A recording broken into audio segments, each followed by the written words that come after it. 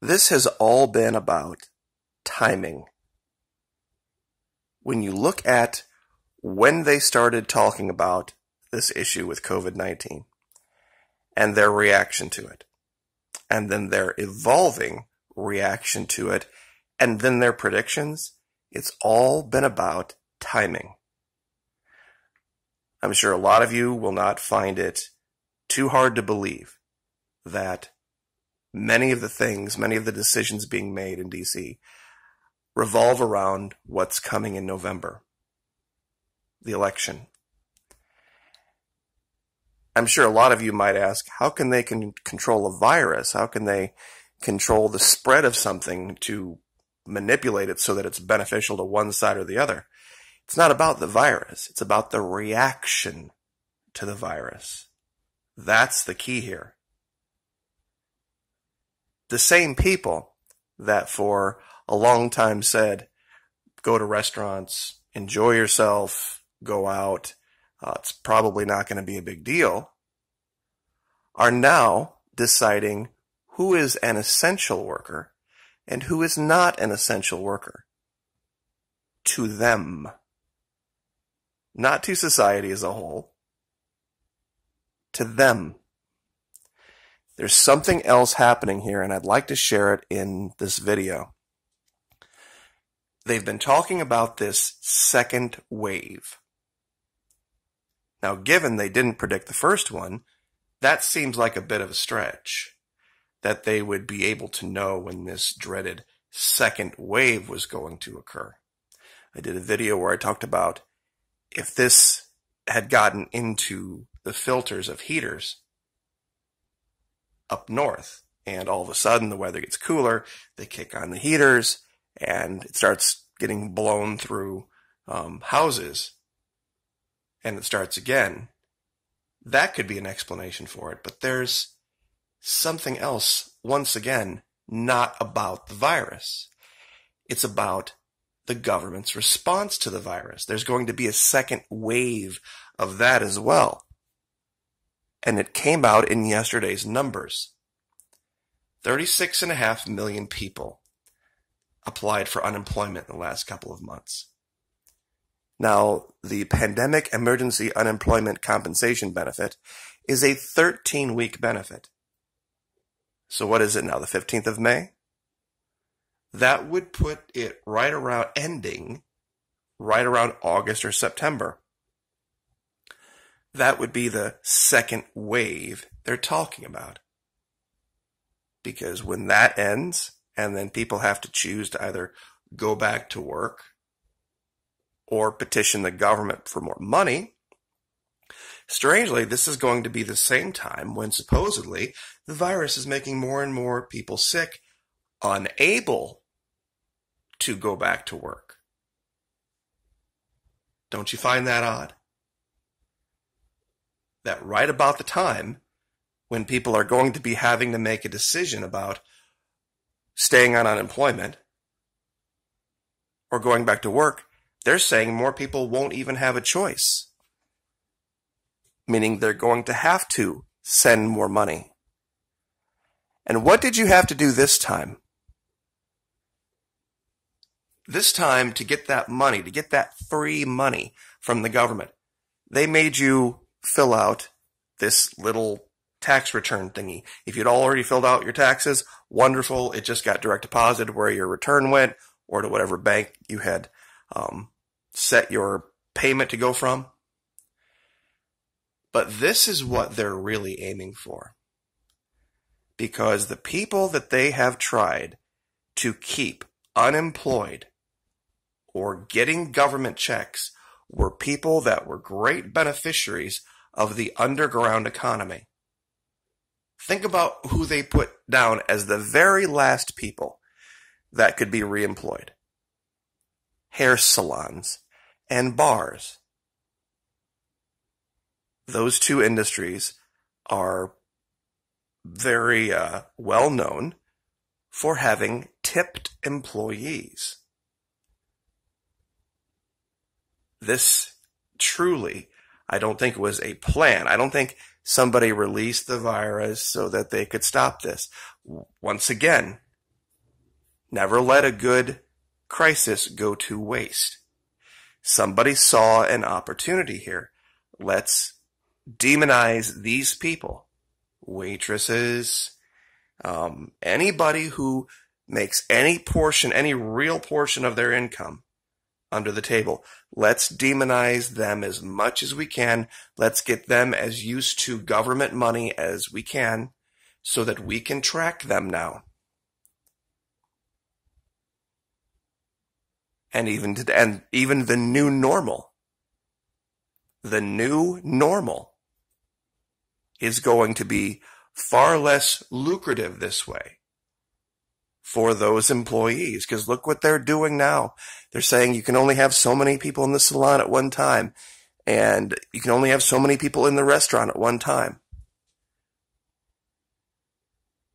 Right up the road, there's a town called St. Augustine, and the vast majority of the employees that work there, this is a critical amount of money for them. Without the gratuities, or even with a hiccup in the gratuities, 25, 30%, that'll spell the end of that. And they will have to rework restaurants to pay these people and hair salons, all these people, much higher wages, meaning much higher costs for all of us, meaning much more money for the government. Now look at this chart. I found this staggering. This is something they refer to as the shadow economy as opposed to the black market, which is illegal things. The unreported income. Look at two of the top three places. Look at two of the top three places where shadow economies are well established. Italy and Spain. You're telling me that's a coincidence? Now, it's a little difficult to look at this and get a real grasp of the numbers, because if you go all the way down to the bottom, you see the United States, 5.4% of our GDP versus 21% of Greece's GDP. Our number is a lot bigger. Far bigger. As far as shadow economies go in real dollars. And these are the basic 5 markets that have existed since the beginning of time. The regular state-approved white market, where everybody's doing what they're supposed to be doing and bowing the knee to the government. And then, of course, what we call the underground economy, the gray market. And then the black market, the pink market, which is immoral things that the state approves of. And then, of course, the red market. 100 years ago, we had this exact same problem with something that the government decided to make illegal because they believed it to be immoral. And look how well that worked out for them then. But look what it took to get them to repeal the ban on alcohol. It was the gangsters that did it because they were losing too much money trying to fight the gangsters. It was just made a lot more sense just to make it illegal and tax it. Don't you find it strange that essential workers included liquor stores? Essential workers included liquor stores. They didn't close. In fact, there were stories out in, I believe it was California or Washington somewhere, where they had so many people that were addicted. They were renting out hotels and providing free booze and free smokes and free drugs to these people to maintain their addictions, because it would have been too expensive and it would have been too much of a tax on the hospital system or the healthcare system to try to get these people unhooked. Or was it that they just wanted to make sure that however those people were getting their money, it was getting put into the system that taxes alcohol and taxes cigarettes? See, the government really doesn't care how you make your money as long as they get their cut. They don't care how you make your money. They really don't, as long as you pay your taxes on it. Case in point, Nevada. Prostitution, perfectly legal, because they tax the daylights out of it. I promise you, if it was something where you didn't, and they actually have licensed prostitutes there. If you can wrap your mind around the idea of, in Michigan, a man wishing to cut hair loses his license to cut hair because he did so against a governor's order, an illegal order, by the way. But in Nevada, we have licensed prostitutes. I wonder what you would have to do to lose your license to be a prostitute. I wonder what violation you would have to occur. And I found this just absolutely amazing. I had to show this. Objectives. This was from a class that was designed to educate about the evils of communism. Listen to this. To analyze and evaluate Cuba's policies towards the private and cooperative sectors. Main argument. Past policies have wasted a remarkably rich resource, namely the entrepreneurship, ingenuity, creativity, energy, and talents of Cuban citizens. Perhaps Cuba's most dysfunctional area of economic policy generated a huge underground economy. Now think of the logic for that. The reason it's a waste is because they can't tax it. The reason they're wasting their quote-unquote remarkably rich resource is because they can't tax it. That's what makes it a waste. And this will blow your mind, I think. 51% of Latin America and the Caribbean is called, quote-unquote, informal employment. You remember all those shithole countries that you demonized? 51%. There's more people making money and living free of government slavery than there is here. What was it here, 5%? Down there it's 51%. And they have a population over twice what ours is. 630 million people.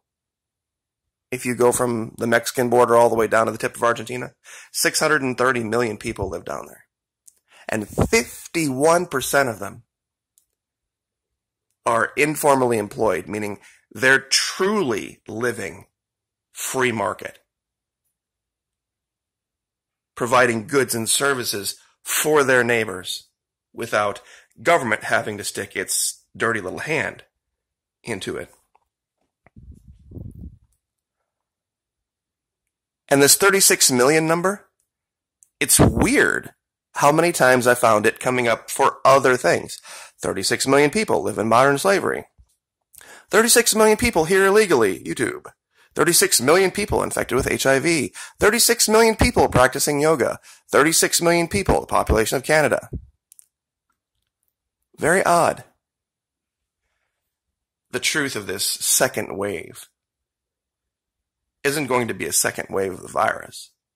It's going to be a second wave of the government attempting to erase the last vestiges of the culture of freedom in this country, the culture of liberty in this country.